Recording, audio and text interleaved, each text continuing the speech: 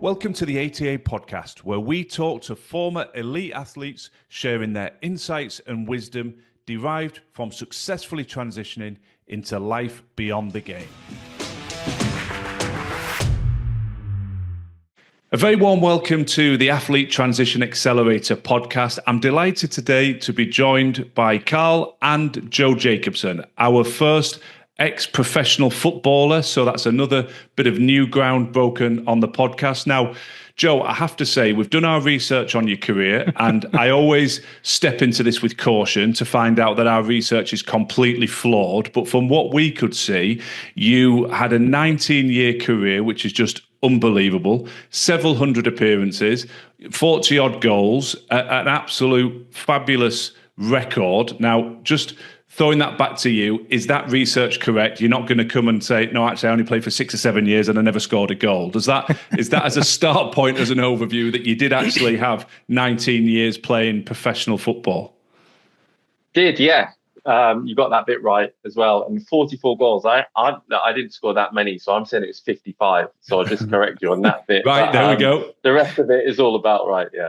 Brilliant. Well, I genuinely, for any elite athlete in any discipline listening, to have got to 19 years, that's another bit of new ground, because that is a phenomenal achievement to have had that level of longevity. So, as anybody who listens to the show regularly knows, Joe, the whole premise of what we're trying to do with this podcast is to give people access into others' journey, story of transition, how they've stepped from elite sport into the next chapter. But before we jump forward, with such a long and distinguished career, we always like to sort of just throw the proverbial ball back to our guests and say, can you pull out a couple of highlights? Obviously, there'll be a whole raft of highlights, I'm sure. But if you had to pull out one or two things that really give you that sense of pride in your career, what comes to mind for you? I think first and foremost, it was making my debut. I'm a Cardiff City boy. I grew up watching them and being a fan. So to come through the academy, to make it into the first team, and you guys will know, trying to get into the first team felt like miles away. It was never, too close. And you see people doing it, and you see in the first team, and you never thought that you could get quite that close to it. Eventually, I did, and made my debut at home, and had all my family there, friends were there, and even though it was, I think, only played 11 or 12 minutes, I was cramping up, I think, just from the adrenaline of warming up for 80 minutes constantly. So that, I always say, that's my kind of biggest achievement in football. I was very fortunate to get, I think I had 4 promotions. The next kind of big moment for me I look back on is I scored the winner in the playoff final for Wycombe to get them into the championship for the first ever time in their history. So that was pretty special. It was strange that it was during COVID, so Wembley was completely empty, barring 5 or 6 directors who, weirdly, you could hear everything they shouted at you throughout the whole game. But in a weird way, it was quite nice that you have, normally when you have these big kind of promotions or big achievements in sport, when there's a crowd there, your family there, you all get kind of pulled apart. Whereas we literally sat on the pitch after the game at Wembley, and the stewards had to kick us out. The security were like, look, we've got another game tomorrow. There was something going on the next day that they had to clear the pitch for. So they kind of kicked us out. We're still in our kit at, 4 or 5 hours after the game. And just one of those moments, you're looking around with your teammates and thinking, what we just done here? That was pretty special. Yeah, I mean, fabulous. It's a nice perspective, because there's not many nice takes. A lot of people talk about the empty stadiums and how challenging that was, but you've brought a nice perspective to have that moment to really let that success and that memory sink in and embrace it and enjoy it. So, I mean, we could spend the whole time together talking about your career, no doubt about it. But what are you doing now? What do you do now that you're no longer playing professional football? So in the summer, my contract at Wycombe came to an end, and I knew that was going to happen. It was coming. They told me a few months earlier than that, so I had time to kind of think about what I wanted to do. At the time, I felt good myself. My stats, my numbers were all good, so I didn't think about stopping playing. But I've been working and studying with the PFA Business School on a global football business management course, which basically teaches you how to run a football club. And I'd started going in on my days off at Wickham and learning how things are run from, kit orders and recyclable cups being ordered for match days and things like that. So strangely enjoyed that part of it. And then towards the end of the season, the previous owner of Wycombe Wanderers was involved in a takeover of another club at Reading Football Club. And we were very close and we'd spoken a lot, and he knew what I wanted to do after football and kind of wanted me to come along with him and be a part of his kind of ownership group and be his eyes and ears around the club. He's an American guy and would spend probably a week, a month in the country. So we needed someone there that he could trust. So it was the opportunity. I thought of, I can't turn this down. I could probably go and get a contract for another year. I'd spoken to a number of clubs, but I didn't want to chase the next 10 months. I wanted to chase the next 10 years and think about, there wasn't much really that I hadn't achieved in football. So, or for myself, I knew the limits. I wasn't going to ever get to the Premier League at 37 years old. So I thought, let's start looking after the next 10 years. Let's get into an opportunity. So for 3 or 4 months, I was in at Reading. I was, my job title was going to be co-CEO with the owner. So I was involved in deadline day deals, speaking to agents, other clubs. We were negotiating transfer fees.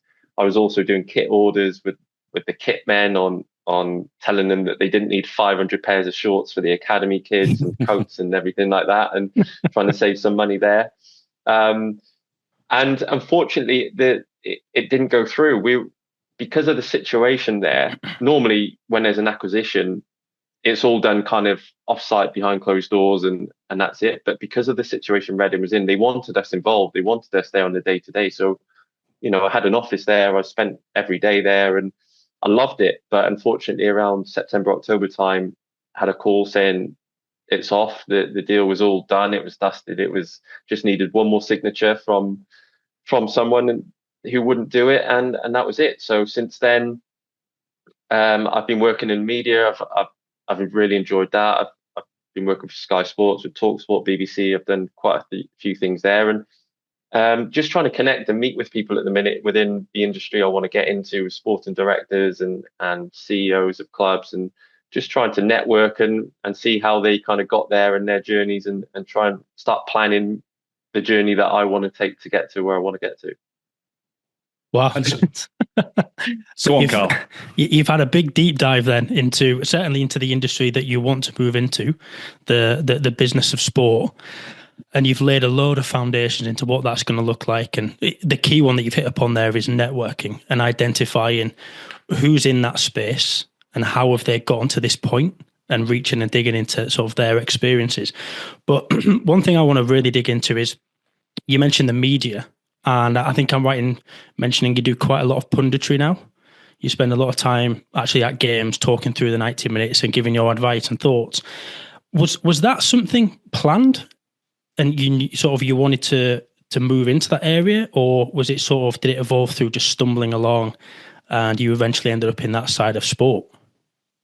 I've always been quite comfortable talking whenever there's been interviews at clubs, or I was always kind of the person when we lost, they'd be like, Joe, you go and deal with that. There's always it's one. Easy when you win and you scored a hat trick and everyone's happy to talk about it. But it was always me, trying to diffuse a situation or yeah, I've always been comfortable. I've always been fine with it. And a couple of seasons ago, the playoffs were happening in League One. No, it's before that, actually. I was injured for a game, and Sky came to do a game, and they wanted to do a new feature where they got one player from each team who wasn't involved to help with co-coms. And the club put me forward. I did it and stayed in touch with the guys there. And I just approached the media guy at Wickham and said that, there's some playoff games coming along. I've played in 2 of the last 3 playoff finals in League One.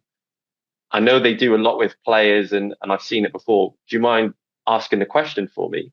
They came back straight away and said, yeah, we'd love to have him on. And I did a playoff game straight away. And then last season, when I wasn't involved too much at Wickham in the squad through injury and then just not being in the squad, I do most games. I do co-coms for the Wickham TV and whatever it gets put around the world on iFollow, I think it is, and just really enjoyed it and got into it. And from then, Sky have been really good. I signed with an agency. I had the same agent throughout my whole career on the football side of things, and I got approached from an agency that had a media side who said that Sky were looking to increase the participants of recently retired players, and would I be interested in it? And I was really open, and that was one of the things going in at Reading was Rob Couig, the owner, was saying, look, I want you to do as much media as you can. Sometimes they don't like it and they don't want you to say anything or be shot down. But he was like, no, I want you to do as much as possible. So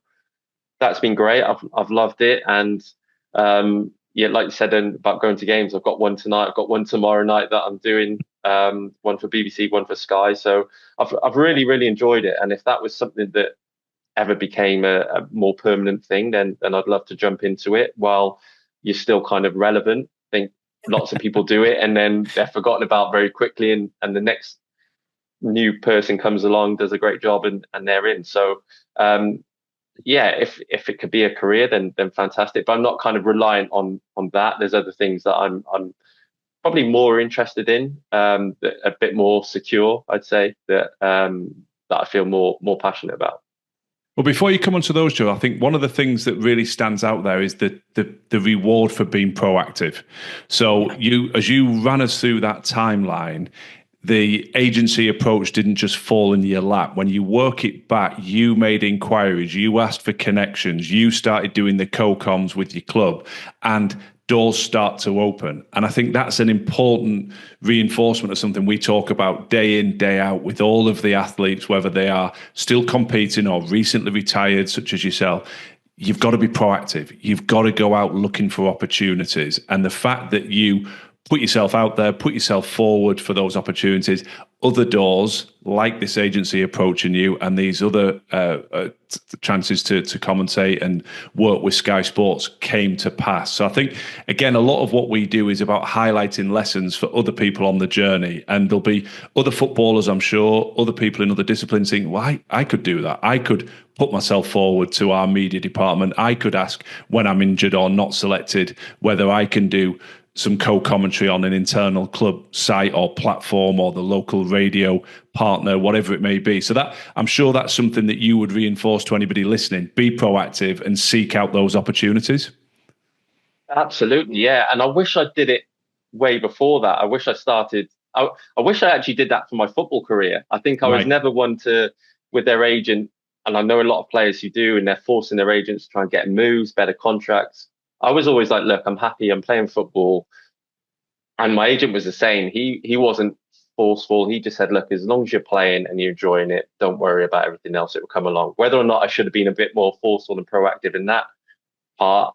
But I could take care of that a lot more by just playing well. That was me taking care of that. Whereas everything else after football, I feel like as a player, you're never taught basically about how to go and get a job or how to, and I'm sure we'll talk about it a lot more afterwards, but it was down to me then, isn't it, to go and make those phone calls and go and network. And I recently read a really good book by a guy, Daniel G, who's a sports lawyer, and it's called Build the Invisible. And it basically tells you to build a network and just connect with people, get involved in working for free in, all the Wickham stuff I was doing every weekend. I didn't have to go to the games, but I did it. I enjoyed doing the co-commentary. And even still now, I probably shouldn't say this on here, but if Sky asked me to do games for free, I would do them because I like doing it. And I feel like the networking is great and you're meeting some really good people, which I have done. So, it's about asking the question, and you realize that people are actually really nice and they want to help out and they want to talk to you, and everyone's always looking for someone new to come along, and they could unearth a fantastic pundit, for instance, that all of a sudden Sky could go, great, we've got someone now that we may not have necessarily heard about or thought about, but all of a sudden they've been proactive and put themselves in that position, and it works out really well. And I think, if you, first things first, most importantly, if you decide you want that bit editing out, then come back to us and we can take that bit out in case Sky are listening. But on a serious note, building the network is so important. And I really should drill into this because I've mentioned it before and I'm probably getting it slightly wrong, but I'm sure it was Magic Johnson in the NBA. I read an interview with him and he talked about approaching the commercial team in the club and asking for the phone numbers of all the people that held the courtside seats. And he proactively went out, called them all, met them all for coffee or lunch.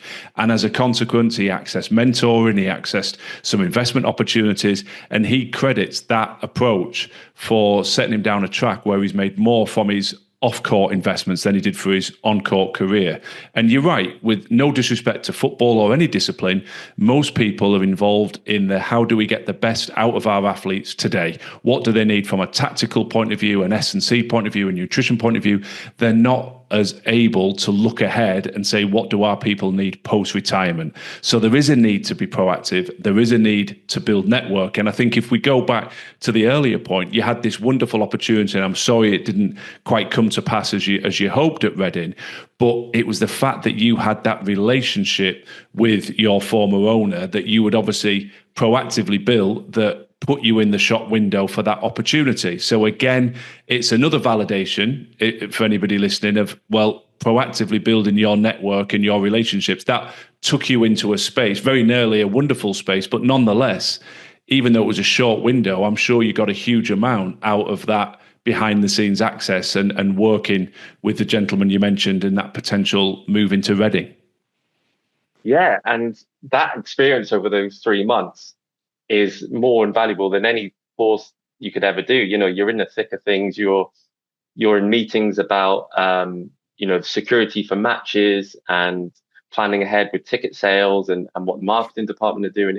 It was incredible. And like I said, being chucked in the deep end and having a little bit of that, do I deserve to be here? People are looking at me for answers because they had no leadership there. They were looking at me for it. And, I've just been a player for 20 years. I don't know the answers to things. And we were interviewing people for heads of media roles and things like that. And I was sat there thinking, what do I ask these people? You get a bit of that imposter syndrome. Of course. But I feel like I just said, I was really honest and said, look, I'm really new to this as well. So you're going to be teaching me a lot more. And I think as soon as you open that vulnerability to these people, then I feel like they're then not kind of, you don't want to, how can I put this? You don't want to put on a facade and pretend like you know everything when, because you're going to get come unstuck at some point. Whereas I was really open, probably a bit too open and honest, and said, look, I've never really done this before, but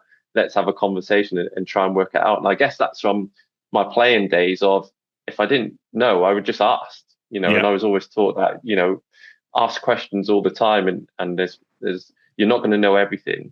I played the same position for 20 years, but I was still learning every day, and there was a new coach would come along and teach me something new, and I'd be like, oh, this is amazing, So all those little things, all those connections that you can do within the club, and I was very lucky that I was at Wycombe for 10 years, so I was able to build up a lot of these relationships with the sponsors or the board members. And even when I go back now, I go into the boardroom and make sure I go and say hello to everyone and old chairman and people like that. And they're all really interested in what I'm doing next, and they want to help. And if you need advice with finance or whatever it is, there's always someone there. So I would always suggest that to anyone in sport, football especially, that there's some really, really good people around football clubs. Spend time after matches. There's always people there, and rather than just shooting off and going home, being with your family or doing what you want to do, go and spend half an hour chatting to people that have the club's best interest and your best interest at heart, and they want to be a part of sportsmen as well. These guys, they want to get close. The reason why they're in the positions they're in is because they probably couldn't play the sport. So the next best thing is to try and get as close as possible to play as an athlete. So they're more than happy to spend time with you, and over time you just build up these relationships. And from the Reading situation, not just from the previous owner that I knew, but all of a sudden some of the investors, the American guys, I still speak to them now and see what they're doing. I keep telling them they all need to start buying football clubs so they can give me a job, but they keep telling me it's not about me, which is well, unfortunate. keep asking. But there's so much to unpack in there, Joe. Just a couple of things that are right at the forefront of my mind before I forget. This notion of imposter syndrome, I think it comes up a lot in our work, especially the one-to-one work with people, and I think it's a phrase that's very common in modern language, but I don't really agree with imposter syndrome, because people rarely are genuinely an imposter. It's very much about recognizing that you're in an uncomfortable situation. So you played for the best part of 20 years. When you talk us through that day of stepping out from an academy play, making your debut at Cardiff, you will have felt a far higher level of discomfort than in your final year at Wickham. So every time you step into something new, sporting or business, it feels really uncomfortable. And that's good, because that's where the growth is. So sitting in those environments in Reading felt uncomfortable. But the more you do it, the more you become competent. The same with the commentary, where I bet the first time you did it felt very different to where you are now. I think the second fabulous tip there is recognizing that people want to connect with you. So we advocate building your network and trying to develop opportunities for mentorship or just gathering knowledge and insight from people. And even the most confident sportsmen and women are sometimes a bit shy to say, well, I'm not sure if I should really do that. You have a window when you are a professional athlete where all doors are really open. If people are in a stadium to watch your club or your team play, it's because they have a passion for the sport. So they will, more likely than not, be very, very receptive to having a conversation or a coffee or a drink post-match. And that window does close a little bit when you retire. It doesn't disappear, because people who are proactive like you can still go back, particularly when you've had 10-year career as you have at one place. But a lot of athletes talk to us about they wish they'd used that window better. They wish they'd taken the opportunity when they were still an existing athlete to build the network. And in multiple different ways, you keep reinforcing that. And you don't have to spend hours and hours, but just being present post-match, as you alluded to, is a great way to open up knowledge, wisdom, network, and potential opportunities. Also, that again with me, I thought I was quite lucky that my contract was coming to an end, and I knew that, so I had time to kind of think about what I was going to go into or whether I still wanted to play. Most athletes and sportsmen and footballers kind of get told not by themselves. They don't want to stop when they stop, or a contract will end and they can't get a club, or an injury. Not very few players actually stop on their own terms and can lead up to a retirement and think about what's going to happen. So I feel like I was quite fortunate in that way, that I had time and I knew it was coming. I suppose you get to 35 and you start thinking, right, it's going to happen sooner rather than later. So started putting things in place then. But it could have easily been 25, 26 and being out of contract. There's so many players that I know, especially in football now, who are in the peak of their careers and cannot get a football club. I was with a player on the weekend, actually, because my nephew is joining an academy and his son was there as well. And this guy had a £5 million move to a Premier League team 7 or 8 years ago, and he cannot get a club. Right. And he's 31, 32. And he just said, no, I can't get. And I know some people think they're at a certain level and only want to then go to that certain level. But he said that there's just nothing. The phone stopped ringing. There's no offers on the table. So he's not prepared for life after football. And I asked him, what do you want to go into? And he's like, no, I still want to play. But if you still got that mindset of football's the only thing or sport's the only thing that you want to do, I think at some point you need to have a realization of where you're at in your career as well and think, great, let's carry on playing for 10 years, 15 years, whatever it is. But I can start planning now, because the time you have, you'll never get more time and a better time or a better opportunity than when you're actually playing, to start learning things, start thinking about what's next. And the only question I was always asked, and my wife used to say it all the time to me, but she was like, right, what are you going to go into next? What are you really passionate about? And I was like, playing football. That's the only thing since I was, I don't know, 6, 7 years old, the only thing I ever wanted to do.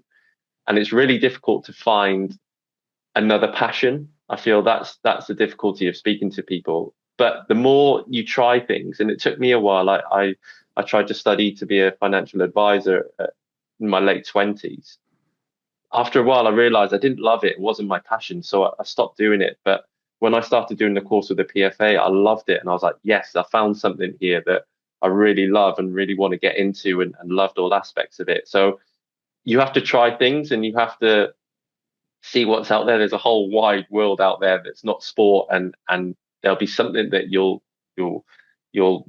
come across by accident maybe, or through just trying things out that you'll love. And once you find that, I think it's great, but try and get that before you finish playing if possible, because there's fantastic opportunities out there. And that proactivity again, and coming back to being ready. I mean, again, you've given us a fabulous snapshot of something that we encounter in a lot of our private one-to-one conversations, where people don't know what they're going to do. They anticipated they'd still be playing, but for whatever reason, the phone has stopped ringing. And then that creates a high level of pressure and stress, because I don't feel prepared, so I have to keep playing.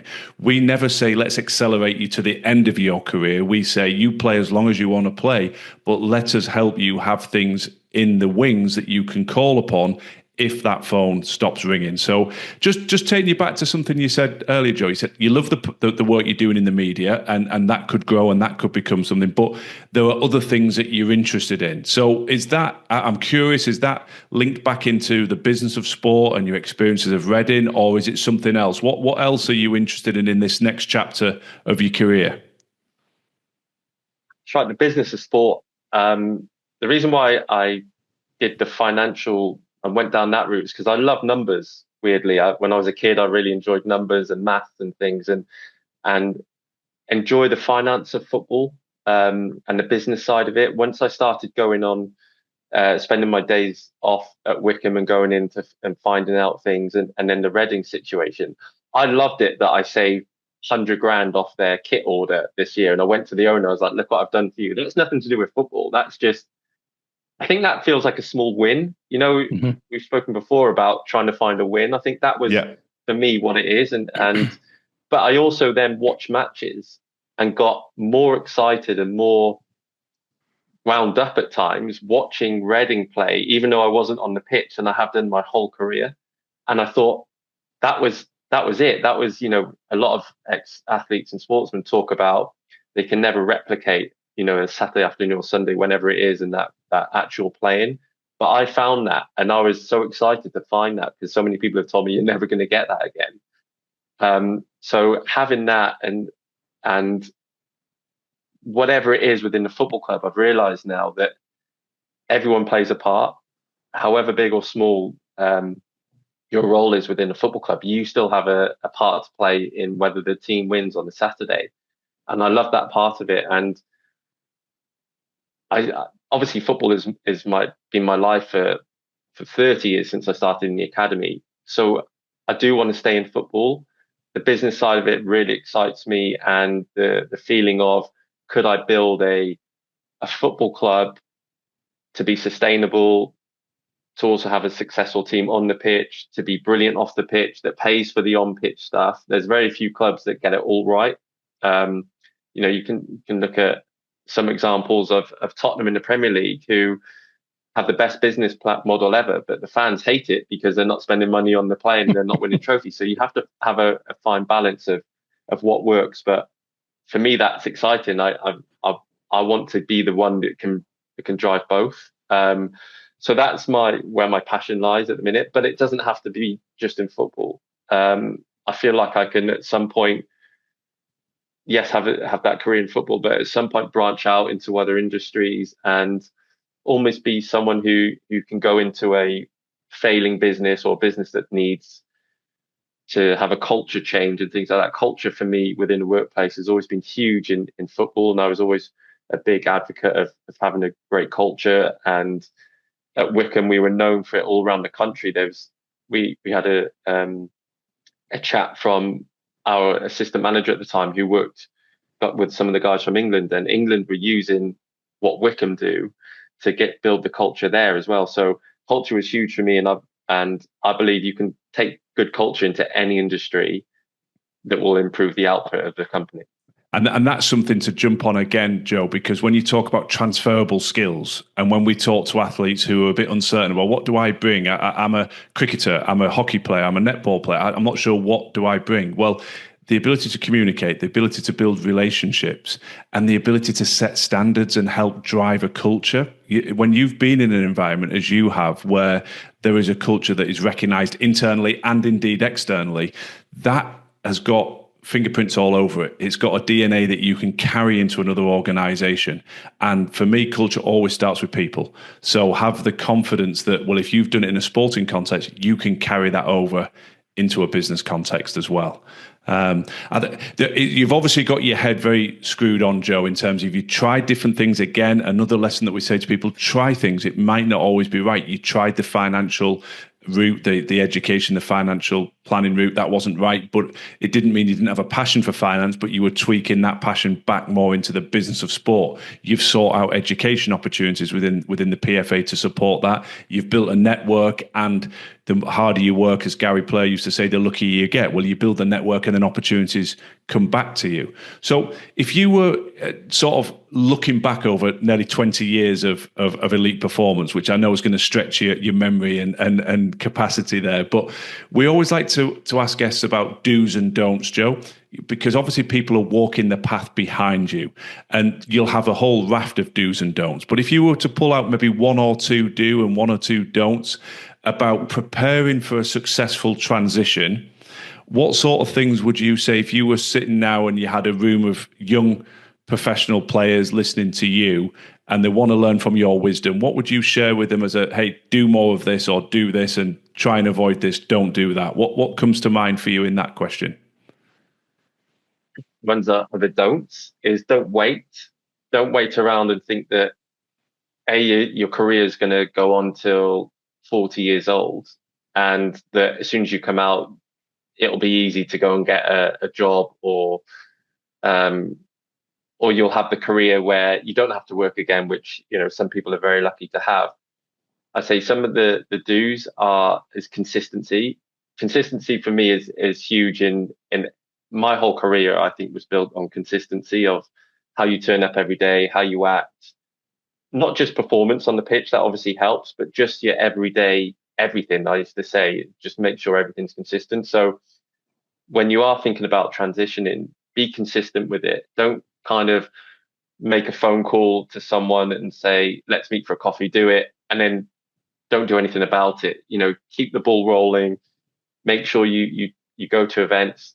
You mentioned earlier there about the imposter syndrome, being uncomfortable. Do things that are uncomfortable. Put yourself in situations that are uncomfortable. And I went to a networking event a couple of weeks ago, and I got invited, but I didn't know anyone there, and it was horrible, really. You know, trying to force a conversation or start a conversation with people that you think, and you kind of think they're all like leads in whatever they do, their business, but actually you're a lead in what you do as well. And straight from that, you start talking, and I've got some coffee meetings booked in with people from places which I never thought I'd ever be interested in. But actually, you start speaking to people and you think, oh, you can relate. There's always something to relate to. So I'd say the consistency is key. Putting yourself out there and having those conversations with people and building relationships and networks. Even within the football club, there's enough people that have different backgrounds or have connections. So I think that's huge for me, because if you're an athlete in a team sport, especially where there's fans to that team, there's a lot of people that want a piece of you, that would love an opportunity to have a coffee with you and try and help you in some sort of way. So use that network, because that network isn't given to everyone. So you've got an opportunity there to use that. And don'ts, I think the biggest one is don't wait around, because you don't want to miss out on an opportunity. And don't think that when you're 22, 23, 24 and you think, right, I'm going to do this when I finish football or whatever sport it is, and try and kind of pigeonhole yourself to be doing that and not be open to other things. I think like I said earlier, there's a whole world out there of different things that you may like. So don't just think of one thing and get stuck down that route. Be really open and try and find what you're passionate about. Great advice. And at that core message of don't wait, be proactive, because everybody always says, well, I'll do it in the future, but you just don't always know what the future holds. And it isn't a judgment or a critique, but we say this a lot. Initially, you might get a challenge from athletes. Well, I don't have the time. I've got to recover. I've got to train. It's only when you stop playing that most people recognize, wow, I had so much time available to do something, whether that's an education, a course, as you've done. We're not advocating spending 20 hours on your feet and compromising recovery, but some of the things you've talked about, a conversation, 20 minutes here, 20 minutes there, go and have a coffee with someone, go and meet, go in on your day off and have some interaction with people inside the club. That doesn't compromise your recovery. And obviously you looked after yourself very well to have such a long career. But that's a first statement I probably just throw back to you to reinforce, isn't it, Joe, that you have time and there's a lot you can do without compromising your ability to perform at the highest level on the field. Absolutely. And look, your number one priority is going to be, I want to be able to perform as best I can for the next match or the next meeting, the next race, whatever it is. And that's, don't change that, because as soon as you take your eye off the ball in that sense, then performances will drop. But you do have time. And I always found whenever I've been enjoying learning about something else, it takes your mind off everything else, the stresses that you have for in my case, football. And I say this to everyone, I was like in survival mode every day. I thought that if I didn't perform every day, someone else is going to take my spot. And that was just what I thought every single day. But if you just train and go home, you're thinking about everything. You can watch training back and think about everything you did, and great, that's, you want to improve. But the more I was thinking about other things, the more I was learning about different aspects of football and business. I was more relaxed. I loved it. I was happier. I was going into training with a smile on my face, wanting to talk to people about it. We go to lessons and you meet new people, and you get to see football in a different way, get to learn different things about why, you're on that pitch at that one point. That makes sense. You're able to see how you get there. And I think you're just a bit more humble about everything else, because you realize all the hard work that goes into you playing on the Saturday by the hundreds of people behind the scenes that are making it all happen. So you definitely do have time. You've got time to, yes, people are more professional now, and the hours that are spent at the training grounds are a lot more. But I used to take my work into the training ground because I preferred to do it there and then go home. By the time I've had an hour drive home, I'd sit down, I'd be like, I can't be bothered now. Whereas I used to take my work into the training ground, find a meeting room that was free, and just spend an hour. It didn't have to be. If it was 40 minutes and I wasn't in it, then I would, I'd say no. But just by taking it with me and doing it there, and all of a sudden then people would start asking questions. Oh, what are you doing here? How do I get involved in that? So I think then it breeds that culture as well of people wanting to learn. And that's just me personally, that I found it easier to learn and to study while I was still in that work mindset. Makes sense. Because I was at my office, as it were. So when I went home, I was kind of able to switch off. But while I was at training ground, whatever work I was doing, I was doing it to the best of my ability. So that's why I enjoy taking my work in. No, it's a really smart play in terms of structure, that it's part of a continuation of your working day, because we've all been there. You get home, you walk through the front door, perhaps you've got kids, perhaps you've got a partner, perhaps you're just shattered, and it's harder to get yourself going. And I think that concept of mental recovery is important as well. We always talk about physical recovery. Don't be out playing 36 holes of golf on your day off. Don't be on your feet. All coaches and S&C nutrition, they're all nervous about too much physical loading. But we need to mentally recover as well. And actually what you've alluded to is the perfect illustration of that if you are only thinking about performance, analysing training, analysing games, you're just building a high level of stress, anxiety, survival mode, as you called it, to process some of that stress and mentally recover by distracting yourself, putting yourself in a different space, different conversations, feeling as though you're preparing and planning for your future whenever you need to draw on it, 1 year, 2 years, 10 years. is really important from a mental recovery side. So I 100% agree with you. We don't want to compromise physical recovery by advocating everybody's out on the feet all day, every day, on the days off, evenings and weekends. It's been a bit smarter than that. And anybody who's just heard your articulation, I hope, really buys into that notion of actually that would help me mentally. Carl, as ever, I mean, you're nodding, smiling. There's been so much here. Is there anything that you want to put to Joe here that I've missed during this conversation? Yeah, there's an area, again, back to the PFA, that I want to dive into, but just to sort of reinforce your message there, James, and yours, Joe. Of all the conversations James and I have had with former athletes, there's more than one thing, but a repeated theme that comes back is when they had external interests and an external purpose that allowed them to leave that sort of elite, aggressive world of sport, when you re-entered it, you were a happier, more engaged athlete, and you enjoyed it way more, and you got more out of that time. And that's just something that, again, it just keeps coming back. Everybody keeps reporting this. They enjoyed their time in sport, knowing they had something external to dive into and they could switch off. And just to reiterate your point, James, that mental switch off is so important.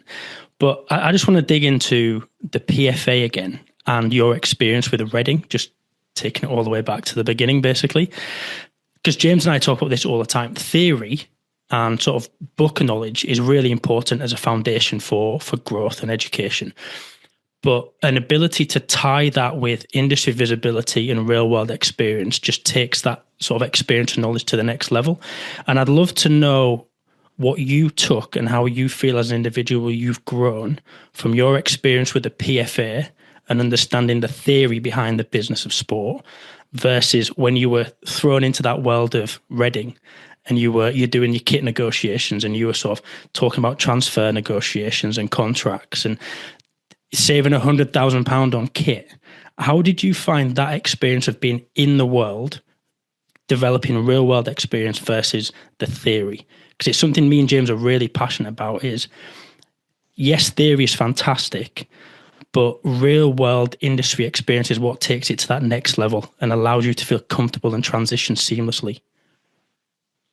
Completely agree. Those 3 months there, I've been on the course now for 18 months. Those 3 months taught me so much more than the 18 months. And the 18 months, I've really enjoyed it. And we've had some amazing people come and speak to us and lecture us. And every week there's a new person. We're getting access to the most incredible people around the world. And so that has been great. And listening to people's stories, but actually being in it and actually listening to what needs to be done on a day-to-day basis on who's ordering stationery and, little tiny things that you don't get taught about. So now when we're having lectures and we're speaking about fan engagement, for instance. Now, I was having meetings about this while being at Reading and how we can increase fan engagement and how we can try and attract more people to come to the games. And when they're there, building a fan zone and things like that. Now we're having lectures about the same thing. And I'm like, I know this because I've had to do this already. Yeah. And I get that they're teaching people who wouldn't have had that experience. But I feel like now I'm a lot of the lectures I'm sitting in, I'm kind of like, I know some of the systems they're using for ticketing and SeatGeek and things like that clubs are using, and now we're getting taught about it. So that experience is way better than any kind of book you can do or being taught things. That, like I said, yes, you need to know certain kind of rules and regulations that you get taught and things like that. Sometimes that has to come from a book or someone teaching those things. But I feel like the overall kind of, for me, of how a football club is run and basically what the course is about, being involved in it is way bigger. And I'm sure it's the same for everything else, is learning on the job. And that, what I'm finding now is when I'm applying for jobs, that everything, it never says about what kind of courses you've done. It's how much experience you've had. Yeah. So, if the Reading thing lasted for 2 years and I've got 2 years experience doing that role, I'm sure every job I go to apply for, they'd say yes straight away because that experience is invaluable. So yeah, I do big it up. Those 3 4 months, I do kind of big up the things that I did, and I did have some amazing experience there. So I am trying to use that on my CV. But again, going back to CVs, I had to write a CV this year for the first time. I'm 38 now. I've never written a CV before, so I had to get my wife, who deals with looking at CVs all the time, to help me out, and it was a whole new experience that you never get taught. So even small things like that are things that you never get taught, that are real life kind of problems that you need to solve. And they're the gremlins, Joe, that block people. Oh, I don't know how I feel stupid. Well, why would you feel stupid? In some respects, it's almost like you've been frozen in time. You step into professional sport and that's the world you know. And other people that are not in professional sport are doing CVs regularly because they have to. So it's a case of, well, I'm in something new, I've got to learn. And there'll be some people listening, and we're so aligned on this. Obviously, we don't want to date the podcast, but we're building programs. Success Beyond Sport is one of our big areas of work where we are developing programs that do exactly what you've been alluding to. You bring the theoretical knowledge, but you also have that authentic real life experience, particularly drawing on Carl's experience in the medical sales sector and my experience in the sort of senior leadership and CEO roles in sport.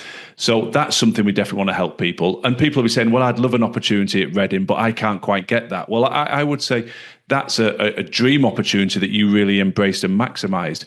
But just have a look. If you are in a club or you are in some sort of environment, everybody is in sport, whether you're in an Olympic team, whether you're in a club, stop and reflect what is going on around you. My passion for working in the administration and the business of sport came to pass when I was playing professional rugby and we'd finish training mid-afternoon.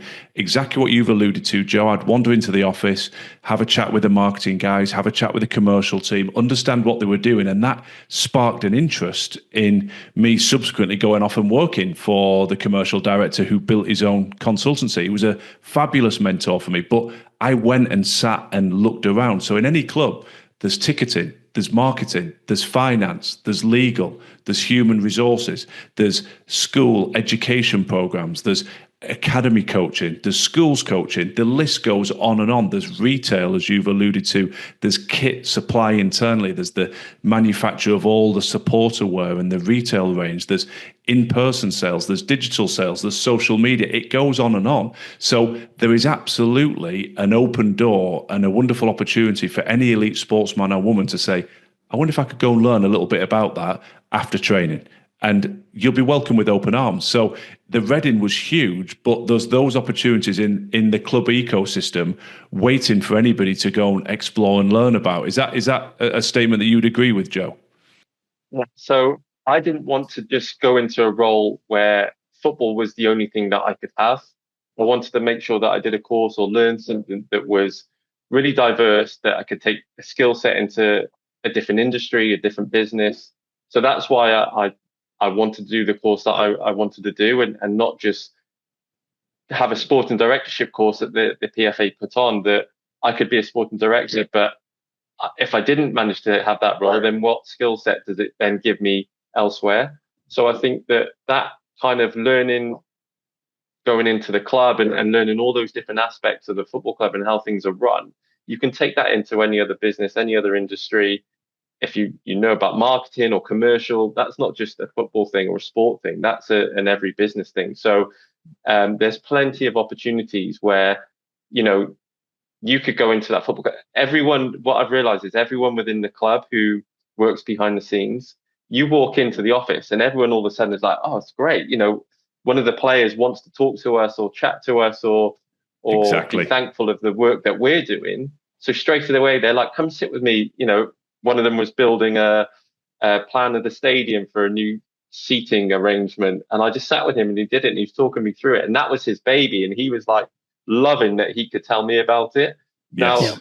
Now, I don't know a lot of the information that he told me. I couldn't remember it. But just taking little snippets of that, I feel like the relationship then is made. And, next time you see them, you can ask a question, how was it going? Did you build it well? Are you now using it? And all of a sudden they're happy and they want to help you again. So yeah, 100%. And I don't think you can get that anywhere else. No, exactly, Joe. And I think what's so nice about that as well is for anybody that's not done it, having been in the CEO roles as I have, where you're trying to integrate all the silos of a club, there is nothing more powerful for the cultural evolution of an organization than people moving beyond their area of expertise and connecting with different departments. It pulls the whole entity together. So a player walking into an office and showing genuine interest is like magic dust on the culture, because there are so many people in clubs working long hours on not great money behind the scenes to try and build a business infrastructure to make the on-field bit successful.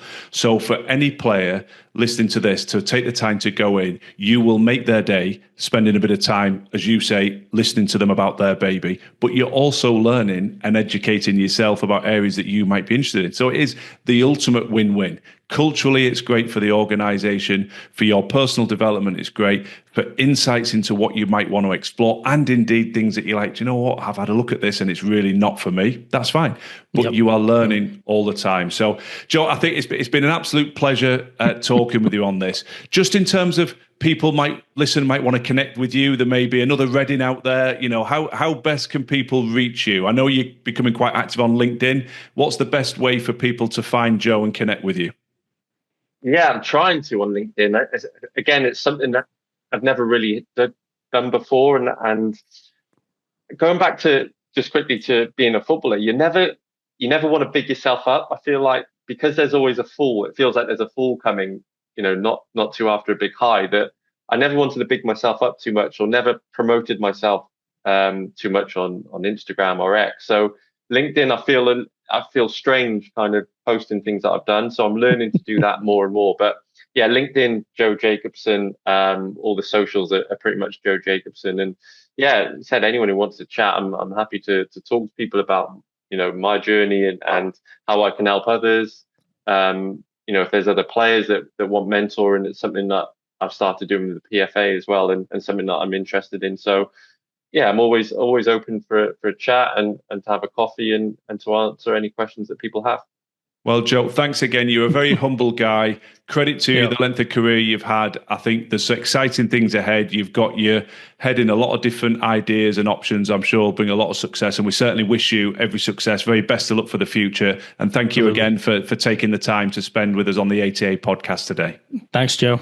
No, really appreciate it. Cheers, guys. Thanks for having me on. Thanks, Joe. Brilliant. Thanks for joining us this week on our ATA podcast. If you found this conversation insightful and it resonates with your journey, please subscribe, follow the show, and stay connected with us for more insights, resources, and information on how we at ATA are supporting your preparation for life beyond the game.